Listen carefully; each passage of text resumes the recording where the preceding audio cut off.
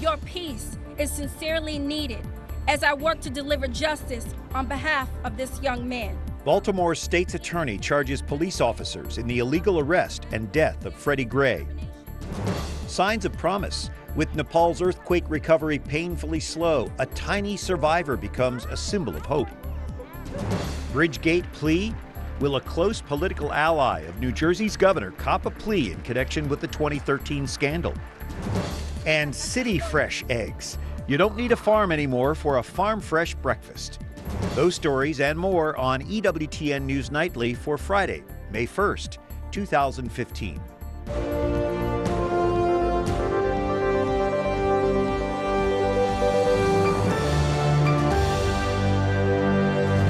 Good evening from Washington. Thank you for joining us. I'm Brian Patrick with your news now. Hundreds of police officers and National Guard troops are on alert tonight in Baltimore.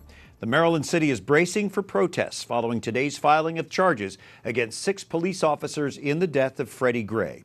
Wyatt Goolsby reports. Brian, Baltimore's top prosecutor says no one is above the law. That includes police officers. Today, the Baltimore City State's attorney announced criminal charges against all 6 officers who were suspended following the death of Freddie Gray. Marilyn Mosby says his arrest back on April 12th was illegal to begin with. She also says his treatment in police custody amounted to murder and manslaughter. The driver of the police van that carried Gray to the station is facing the stiffest charge, second-degree murder. Gray died from an unexplained spinal injury while in police custody. The state attorney went on to say that she has heard protesters call for justice and peace. This is your moment. Let's ensure that we have peaceful and productive rallies that will develop structural and systemic changes for generations to come. You're at the forefront of this cause, and as young people, our time is now.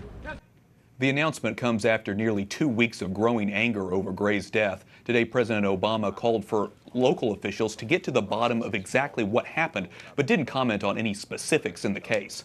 Last night, faith leaders called for justice. And justice is called for in this case. What is justice for Freddie Gray's family and justice for the dozens of others? Baltimore's mayor announced this afternoon that 5 of the officers charged are already in police custody. Activists across the United States are gearing up for marches and protests to mark May Day and to plan to broaden their message to include issues of police brutality. Events are being held in cities like New York, Denver, Seattle, Chicago, and Portland. Brian? Wyatt Goolsby, thank you. Gloria Purvis is chairperson for the Black Catholics United for Life. And Gloria, what needs to happen to keep these rallies and protests that will probably happen from spinning out of control into riots? Well, there have been some rallies that have been peaceful. They just aren't as interesting to see on TV. But I do believe we've already seen the first step. We've seen some arrests of the police officers, and I think that will abate some of the anger in the community, some of the helplessness that maybe some people use as a reason to just act out and vent. So I'm thinking we're already there, and with the prosecutor making that direct plea to the young people to this is your time now. She's sort of empowering them to take responsibility for the activities at the rallies. So I'm hoping that we'll also see more people calling the other protesters in line, you know, when you see things stepping out of line. I thought I heard her say more like this is our time now. She really connected with the young people. I mean, she's a young African-American woman herself, which I think the community can identify with. She's also in a position of law. And with her coming out very forthrightly with these charges and then making a plea to the community, it's sort of like, I've done my part. You have to do yours now. How can communities hold law enforcement responsible for their behavior while still showing a respect for the authority of law enforcement? Well, I think that's a great question, and we have to look at the history and experience of the African Americans with law enforcement, while at the same time we expect the state to protect us. There's also a lot of distrust, like with brutality and feeling like officers get to do things. So there has to be a coming together of the community and the officers, and they need to, I would think, have open dialogue about what is the best way to do community policing in the neighborhood. And we have to have people in the community also recognizing they are a part of the solution for the violence in their own community, and they need to understand the rule of law and also how to go about and file complaints and be active in that process. You're with Black Catholics United for Life. As I was watching the demonstration in Chinatown here in D.C. this week, I saw signs and heard chants, Black Lives Matter. All life matters. Is this a life issue? Absolutely, it's a life issue. And a lot of people want to focus the message on Black Lives Matter because there is the perception that the state itself acts upon Black life in a way that it doesn't with other lives. And so, yes, it's a life issue from the womb to the tomb. We have to respect life. And if you can't do it on those ends, we shouldn't be surprised of violence in between. And I think that's something that we have to address in our communities. One other thing I want to say very quickly is that I hear a lot about Black people aren't as upset about Black on Black crime. And again, I want to say it's not that we aren't upset. It is that it's a different expectation. Private individuals do things all the time, but it's a different expectation for when the state does it to you. And that is the perception and the difference of why people are really rallying against what they perceive as police brutality, because they expect the state to protect them, not to violate them. Well, today's developments certainly are very interesting, and we just pray for a peaceful weekend. And thank you so much for your insight. Thank you. Gloria Purvis, Black Catholics United for Life. Thanks. Some of the other stories our EWTN News Nightly team has been covering in today's world. Time is running out to block a law that's about to take effect here in D.C. Pro-lifers say it could force them to hire abortion supporters. Jason Calvi is at the U.S. Capitol tonight with more. Jason? Brian, the D.C. law bars discrimination against workers in the city who have had abortions. And the House passed a measure late last night that would revoke the D.C. law. The Senate would need to do the same. Today I spoke with the head of the March for Life, who says the D.C. law would really hurt her group's work. The March for Life each January in D.C. is the largest pro-life event in the world. President Jeannie Monahan Mancini says the D.C. law is an attack. It just doesn't make any sense. The Reproductive Health Non-Discrimination Act says employers can't discriminate against workers who have abortions or use contraception. But pro-life groups say the law would force them to violate their own beliefs. We are here basically to promote the dignity of the human person from conception to natural death. And so to bring someone on that wasn't 100% in line with that, it just wouldn't make any sense. It's crazy. So basically what's happened here is that in the name of opposing discrimination, groups like the March for Life are being profoundly discriminated against. The D.C. law's lead sponsor is Councilman David Grasso, a former board member of Planned Parenthood of Metropolitan Washington. He didn't respond to our request for an interview. The March for Life and other pro-life and Catholic groups sent a letter to Congress urging them to overturn the D.C. law. Tennessee Republican Diane Black led the House's attempt to repeal the D.C. law. It is unconstitutional, that it does violate religious freedom, and we felt that it was our duty to make sure that that was known. The House voted on party lines. Now, it is interesting, though. 3 Democrats voted for the repeal. 13 Republicans voted against it. The Senate won't be able to pick up this bill in time, and the White House has promised to veto it. Brian? Jason Calvi on Capitol Hill. Thank you, Jason. 2 more former allies of New Jersey Governor Chris Christie have now been indicted. This as former Port Authority official David Wildstein pleads guilty to conspiracy charges today. All these charges are related to alleged roles in creating politically motivated traffic jams on the George Washington Bridge in 2013. The 2 were implicated in the plot by Wildstein, who's been cooperating with prosecutors. Wildstein resigned after revelations that he ordered lane closures for political retribution. Well, life is slowly inching more toward normal in quake-stricken Nepal. There are fewer tents standing in an area that had been packed with people in the days immediately following last weekend's quake. Long lines have formed at recently reopened gas stations as people try to leave the country. Mountain villages are still cut off due to landslides, making it virtually impossible to bring aid in. The death toll from the 7.8 magnitude quake is now more than 6,000. In all this destruction, a story of hope. We told you about a baby boy rescued 22 hours after the quake struck with barely a scratch. Tonight, we meet the tiny survivor and his family. These are images no one thought they would ever see. A tiny baby, just 5 months old, rescued after being buried under rubble for 22 hours. Even more remarkable, the baby barely has a scratch. The baby's mother was outside as the earthquake hit. She watched her building collapse, knowing her children were on the 2nd floor. All she could do was scream and then begin to dig. Looking at the rubble, you can imagine what this mom must have felt like. We started digging out our little girl, and when she came out, we kept searching for the boy. And then we heard a voice. That's when we were assured that the little boy was alive. After hearing the voice, we started digging again. For the last 5 days, all around Nepal, there has been digging, endless digging, using axes, small pans, but mostly by hand. And then there have been truly remarkable successes. This teenage boy, this 11-year-old girl, but a 5-month-old baby? My neighbor said that it's worthless. It's destiny. If he's destined to live, he would. Or else God will take him away. God didn't take little baby boy Sanis away. Instead, he returned him, dusty, hungry, but healthy. We may never know why Sanis lived when more than 6,000 have died. It could be that he landed in the perfect space, not crushed, and with enough oxygen and water. We can't know what it was exactly. What we do know is that his mom never gave up hope.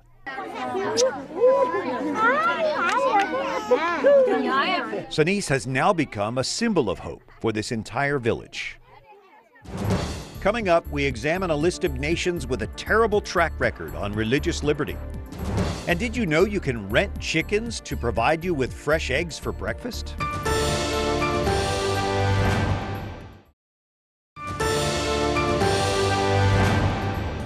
Today we're celebrating St. Joseph the Worker. This is one of 2 feast days for the spouse of Mary and the foster father of Jesus. St. Joseph was a carpenter by trade. He worked hand in hand with Jesus, training him in the trade. St. Joseph, patron of workers, pray for us. Thanks for joining us on this 1st of May, a Friday evening. I'm Brian Patrick. This week, the U.S. Commission on Interreligious Freedom issued its watch list of countries that repress religious freedom. Now, it shows religious freedom violations in 33 countries. Some of the worst violators are China, Iran, and Saudi Arabia. Nations on that list could face sanctions. We have Nina Shea with us, director of the Center for Religious Freedom at the Hudson Institute. So when it comes to the persecution of Christians, who are the worst culprits and what are their crimes? North Korea is considered almost by everyone to be the worst of the worst, and that is because they really don't allow religion, the practice of religion at all. If you're caught with a Bible, you can be summarily executed, shot in the head. If you're caught praying, you can be put in a concentration camp to 3 generations. So it's very severe.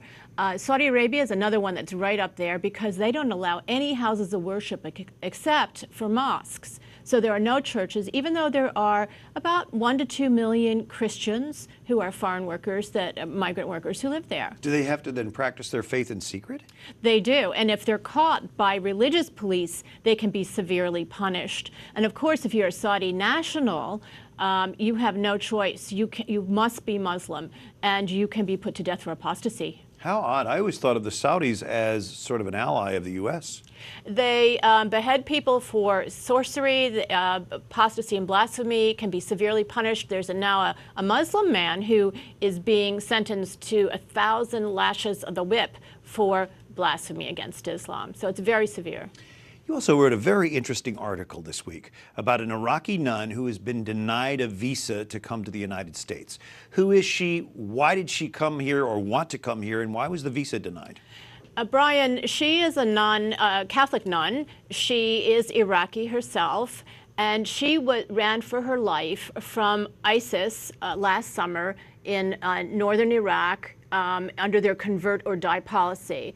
And this is a new phenomenon that we're seeing, is the religious cleansing of Christians and non-Muslims from areas that are taken over by the Islamic terrorist groups like ISIS.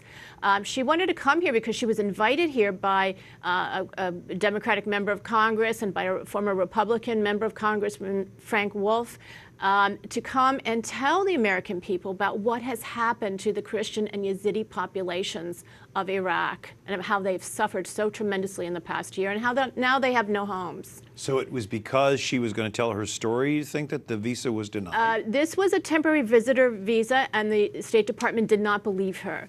They did not believe that she would return back to her country, even though she had a letter saying that she teaches at a college in Kurdistan now, in Erbil in Iraq, from her prioress, even though she had people like former Congressman Wolf or Congresswoman Eshoo of California vouching for her, and 2 reputable think tanks inviting her here. They didn't believe any of them. They thought it was a big plot for her to come and stay and to overextend her visa. So it was our State Department that denied her. Denied her a visa. And the worst part is that they gave visas to other religions, but not the only Christian on the delegation. So the Yazidi and the Turkmen, they all got their visas, but the only Christian was denied a visa. And a Catholic to boot, a nun.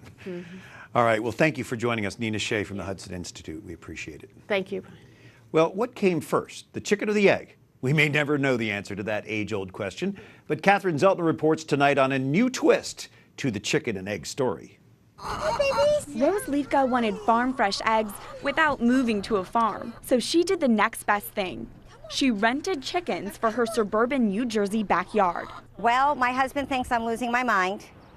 He's always really liked chickens, but he never thought we would get chickens. The local food movement has grown rapidly in recent years, yet many people are unsure about poultry ownership. So Jen Tompkins and her husband got an idea for coop rentals. Well, we know that a lot of people are wanting a food source closer to their table, but people are scared of the commitment. Package deals include chickens, supplies, and a support network to ensure customers have some help with their temporary pets. People giggle, you know, even when I answer the phone and I say, rent the chicken, this is Jen. They giggle and say, I would like to rent the chicken, and then they giggle some more. But rentals are a serious and growing business for several companies nationwide. Pennsylvania-based Rent the Chicken now has 4 affiliates, including New Jersey farmer Brad Mushinsky. All you really have to do is feed them, keep their water fresh, collect the eggs daily, and it's all pretty easy from there. Chicken regulations vary by district. In Chesterfield, Leifka's looking forward to the 24 eggs she'll get each week. And she's even considering switching from renting to owning. Hello, girls. Catherine Zeltner, EWTN News Nightly. Looking forward to that omelet. Thank you, Catherine. Will Britain get a new princess? Prince Charles certainly hopes so. It's been dubbed the Great Wait for Kate, the world anxiously awaiting the birth of the second child of Prince William and Duchess Kate. The baby, said to be due in late April, now appears to be overdue. Prince Charles told a veteran at Windsor Castle yesterday, "We're hoping for a granddaughter." His son and daughter-in-law have said they don't know the baby's gender. Up next, from the Kentucky Derby to the NFL Draft with a big fight thrown in, it'll be a busy weekend in sports. And on this first day of the month of May, dedicated to Our Lady, we take you to a May crowning.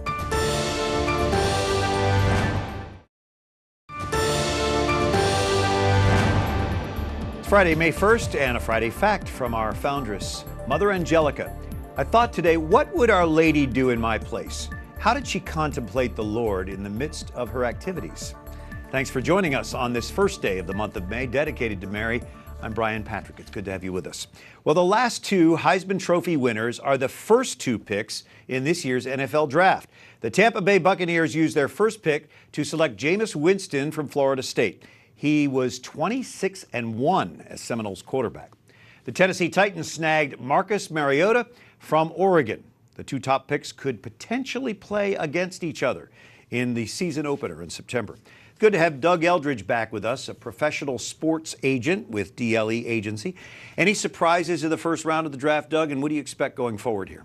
We didn't see any of the crazy multi-team trades that we have in the past, but something that was new from previous years was a renewed focus on character of the players that were being drafted. Really? With everything that we've seen over the last year, from Rice to Peterson, among current NFL players, there was a higher level of scrutiny of the character of this incoming class, even with the top pick himself, Winston. That's a good trend, don't you think? Absolutely.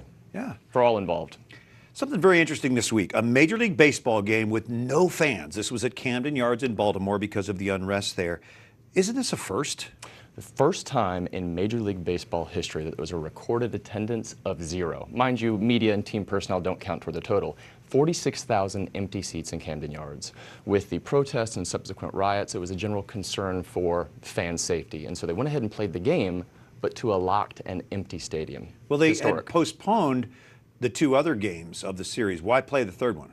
Well, there's a lot of question marks about that. We're judging a lot of this through instant rear view right now. You know, it's an evolving dynamic situation. There were real question marks whether it should be canceled, postponed, played but no attendance. It was a pick your poison situation, but they will be playing as the home team down in Tampa this weekend. So yeah, they've moved the series to Florida. That's got to be tough on a team to flop their away and home schedule so much. Absolutely, and you have to remember, baseball is the longest season of any sport. It is long. With 80-plus games being played away, making those changes in the travel schedule is very, very difficult for team personnel, for families, for everyone involved. So this is no small tweak. All right, a quick look at the most expensive ticket in boxing this weekend. So unique, so unique. Now, we've heard over the last couple of hours that ticket prices actually dropped a little bit. They're calling it the fight of the century. Now, whether that ultimately happens, it will be record-breaking. And here's what we're talking about. $72 million is the estimated gate receipts. Previous record was $20 million. 3.8 million pay-per-view buys. The previous record was 2.4. And a shared prize purse between the two fighters of $300 million, split 60-40 between Mayweather and Pacquiao. It will be record-setting. That is dizzying to me. I can't even imagine those numbers. Monopoly numbers almost, right? Yeah. Then there's that little race in Louisville, Kentucky. It is mint julep season. Yes. The first race in the Triple Crown. We start with the Derby, then we go to Preakness, then we go to Belmont. Now, what's unique is that in the history of horse racing, there's only been 11 Triple Crown winners. 23 different times a horse has won the first two races only to lose the third.